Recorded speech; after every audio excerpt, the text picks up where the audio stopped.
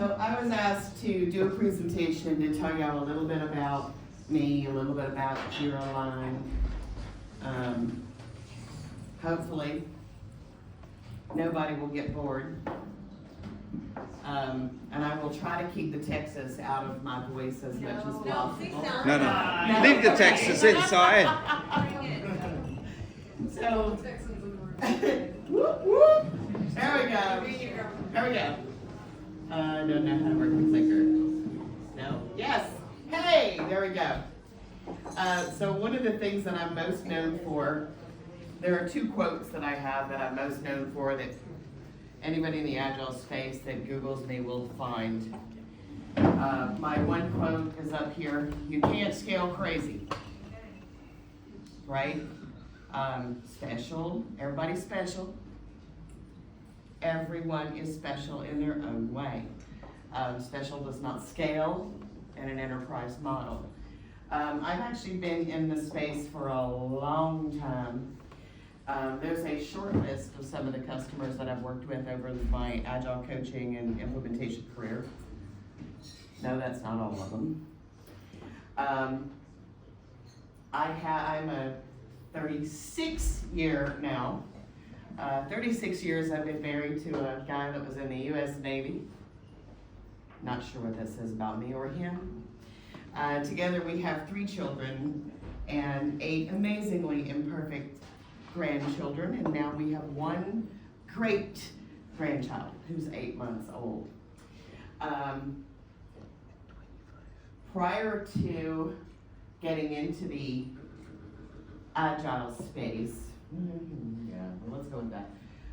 So started my early career in project management. Yes, I am a PMI member. No, you will never hear me bad-mouthing project managers. It is a crappy job that nobody likes to do. And they're always the first to get beat up when something's going wrong. So I started off in project management. Somehow that evolved into me writing automated test scripts for a mainframe system with 3270 kick screens on the front end of it. That was fun. Evolved from there into portfolio management, did some product management, partner management for financial services companies.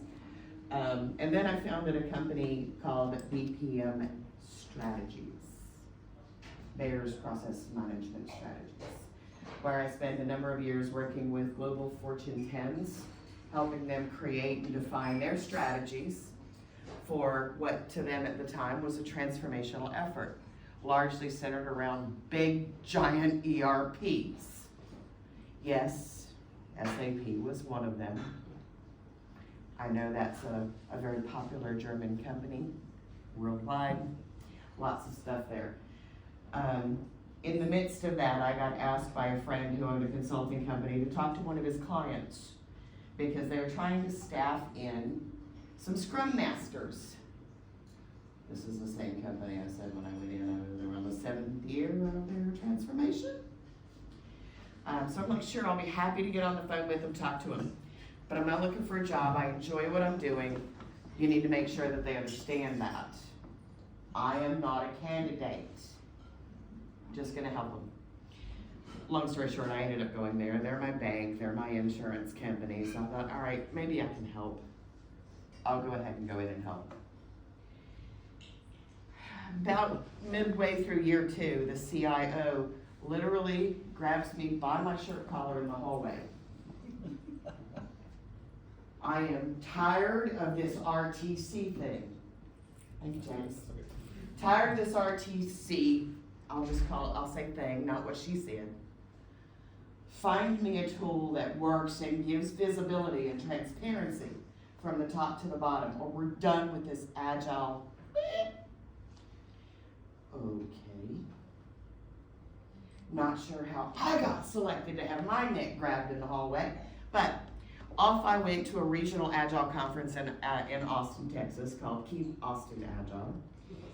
Those of you from Texas might be aware of that conference. If you're ever in Texas, check and see if it's going on. It is a very worthwhile event.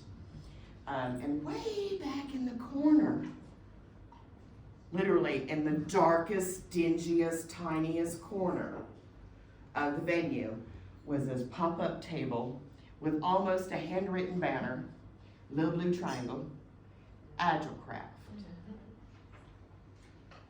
And there's two guys standing there, Steve Elliott and Rick Cobb. Those of you from Atlassian in the room know both of those names. And so I started investigating, and then I set up a demo for them to come in and do a demo for 20 people. I ended up having to move the venue 4 times. The demo ended up being to 240 people. Got immediate buy-in to use the tool, and then that company found out it was 3 men in a garage. That's a little bit below the risk profile for an American financial services company, and I'm betting it's a lot below that for a German financial services company. So, needless to say, that didn't go anywhere. And so, at the end of that whole evaluation period where the procurement team said, no, I told Steve, who was the CEO, look, if you ever decide that you want to take this and turn it into a really great strategy and portfolio tool for agile companies in their transformation, please call me. I want to be a part of that. Because in my job working in strategy, PowerPoints, yeah, Excel, Google Docs, oh my God, my brain hurts now. That was really what drew me into Agile Craft. We were 7 people in 2015 when we got VC funding. 4, 5, 6, and 7 all started pretty much the same time. Everybody was fighting over who was gonna be number 4, 5, and 6. And I just went, I want number 7 and I wanna be 007 because I will be your secret weapon. As a joke, the fellows in the room didn't appreciate the joke, but I did. In 2018, we were acquired by Atlassian. That acquisition was announced at what was then called Summit, it's now called Teams, in Las Vegas. And the product was rebranded to Jira Align. Which I thought, that's kind of a clever little name there, right? Helps align Jira across an organization at scale. I'm not so sure about that today with the things that go on in the Gartner or Magic Quadrant report, but that's a different story for a different day. In 2021, after working with other partners in the Atlassian ecospace, I decided to found my own company called Aligned Agility so that we could really bring in experts across the technical and the business side to help companies transform and be somewhat tool agnostic. Jira Align will always have a sweet spot in my heart, and I really believe it's the best tool in the space for the execution of strategy. And then in late 2021, Adaptivist Group acquired Aligned Agility.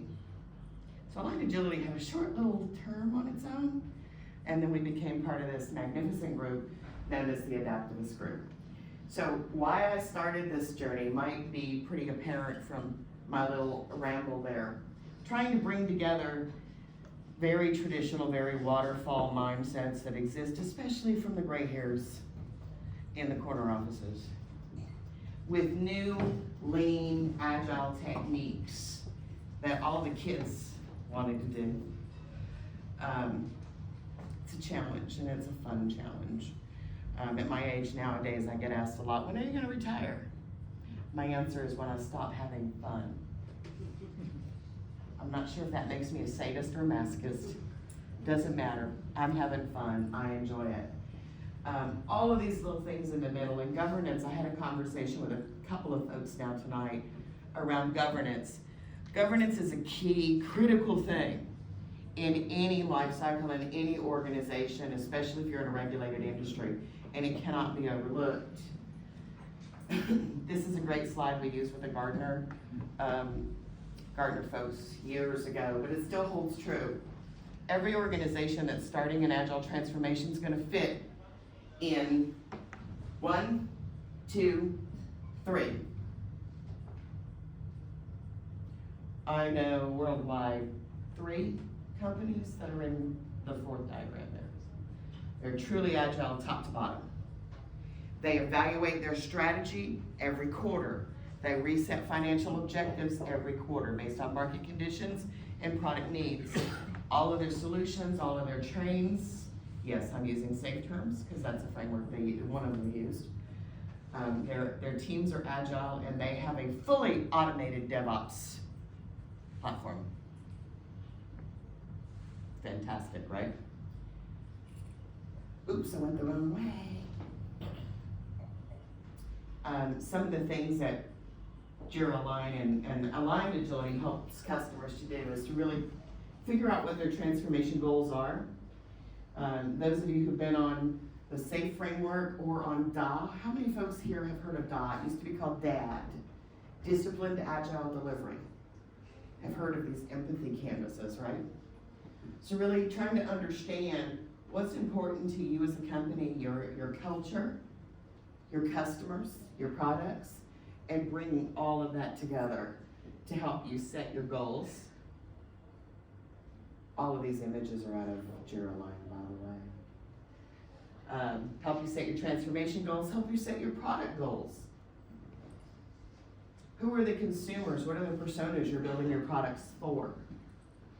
Are you going to use lean budgeting and lean agile techniques with all of your products or just some of your products? What are your goals for the product and who are the personas? Very important in helping you achieve product agility. Yes, we just threw another flavor of agile at you. Right? Agility across the organization, and there's a lot of buzzword names going on around it, but really can help you do that. Here's an image of one of the personas that we built out. So it really gets deep in the details of what your customers need. Really helps you know who your competitors are. We were big on Warner Brothers, so yes, Acme was a competitor. We actually use that in setting our goals for taking over the market in the agile space from two previously very well-known and heavily used agile tools that I'm sure y'all can guess the names of. Little known fact, if any of you, how many folks here have sat in on a Jira Align presentation? Demo. You hear folks talk about people process tools. Y'all have all seen that slide, I'm sure, a dozen times. When we go in and work with folks in organizations, and I know for a fact some of the other consultancies, not that they're doing anything wrong, I'm not bad-mouthing them. They focus on those three categories to get visibility in the platform. There are actually 1, 2, 3, 4, 5, 6, 7, and 2 that aren't up there. Dimensions of Jira Align, dimensions of visibility that can be achieved in Jira Align, and you can cross-report across all of those. It's a pretty cool platform, pretty cool. One of the customers that Jean has primary response, wave Jean, everybody wave Jean, way back there in the back. So Jean leads, Jean is the director of our business agility side, so her team does all of the delivery to our customers. One of the customers that she's working with has been really struggling, trying to figure out who they are outside of their brick and mortar place and how they do work. And they have been a year plus on the journey, just focused on the people structure, that glorious 3-level slide that gets used. So we go in and we're like, why don't we just put in your organization? Because you got to assign a person to an organization. Then your managers can actually just click that and get a report to see, because it was very much command and control. Still is. Very much command and control. Every director and manager needed to know exactly what everybody in their organization was working on, real time, whenever they decided they needed to know what it was. Well, that's not an agile premise, right? Just adding the organization structure into the platform allows them now to be able to get that visibility and leave the team structure alone. Long-standing self-forming teams is a very primary tenet of Agile, right? Don't break up the teams. You don't take the teams to the work, you take the work to the teams. So they were able to get that. Also setting up the product for them across their core products in their digital space made a tremendous change. And those are two very simple things to do with Jiraline that had not previously been thought of by their early implementation adopter or implementation consultants. Was there a question? If y'all have questions, just shout them out. Okay. Value is another area that's really interesting. When most folks start on their Agile journey, everybody's read 100 Scrum books, I'm sure by now, where it's we point the effort, and then the product owner will come back and say, yeah, it was this, we think it's gonna be this many value points. And at the end, then they say, no, it was that many, or yeah, it was that many more. That's a great baseline measure. Jiraline also allows you to do full-on value engineering. The name of the dude that wrote the book escapes me at the moment, but he's one of those brainiac geniuses that really digs on metrics. So you can do value engineering with Jiraline. Well, Gene's customer is actually doing value engineering techniques across 2 of the products. The other groups aren't quite there. But they elected to enforce the simple model across the whole group to be able to get some measure of value. Something simple, right? Y'all heard of the KISS method? Anybody not heard of the KISS method? So you can ask everyone. I can ask everyone, yeah. So the KISS method, keep it simple, stupid, right? Keep it simple, stupid. Organizations tend to overcomplicate, trying to transform. I'm gonna ask a loaded question now. How many of y'all in your Jira environments have multiple plugins, multiple workflows, multiple boards on every project? Keep putting your hands up every time I say one of these, yeah. Complexity is not your friend. Keep it simple, stupid. Folks who come in and do transformation will try to get really complicated with you. Well, it happens frequently. They try to get really complicated and take you on to doing these really advanced things. Those really advanced things are great, but crawl, walk, run, right? Start with something simple. Crawling, that's the first thing babies do. Well, mine scooted on their bellies before they crawled, but belly scoot doesn't really fit in the workplace, does it? So crawl, walk, run. Start with the simple, the basic, enforce those practices and techniques, let your teams get comfortable with it before going on to doing something really advanced. Jiraline gives you the options to do both of those, all of those. It lets you grow in.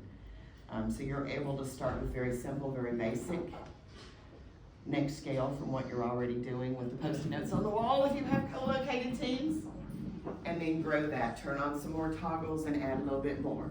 Turn on some more toggles and add a little bit more. You don't have to turn them on, turn on all the toggles. Just like you should never use every part of any framework that's up. Don't do that. And if you're interviewing for consultants and they say, yeah, James, you gotta do all the stuff, all of it, or you're not agile. Don't hire that fool. Just don't hire that fool, because it will be bad for you. And I think my time is up. You got a couple of minutes. I got a couple of minutes? Okay.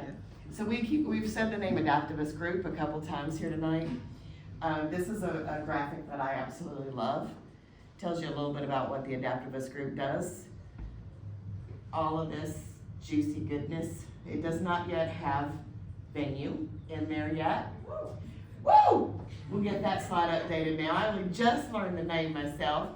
I think I told a few of y'all I'm really bad with names. I've been married 36 years. His name is Bruce. On occasion, his name is Bob, or hey you. because I'm bad with names. I remember faces and conversations, not names. So we'll get venue on here. So transformation services, managed services. Assist is a program that we offer where it's basically a Jira admin on demand, right?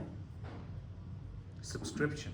It's a subscription for Jira admin on demand. Managed services, those of you who are still using your data center environment. Yo, Shane, close your ears, my man. Atlassian folks, close your ears. Ronald doesn't want to hear it. Those of you who are still on data center environment need to be there for regulatory reasons or whatever. We actually have a service where we host that for you called Managed Services. Really brilliant AWS experts there. Operate Enterprise Cloud, of course licensing. We help with all sorts of licensing there. Social Insights. Anybody ever heard of that before? So we have some really brilliant organizational psychologists within the Adaptivist group. One large group of them sits down in South Africa with our Gravity Works team. And then we've got a gentleman named John Turley who does some really extraordinary things in just looking at how people are communicating together, communicating with each other, not communicating together, to really help you begin to focus on that people evolution. So that's us, that's the Adaptivist group. It's drink time now, right?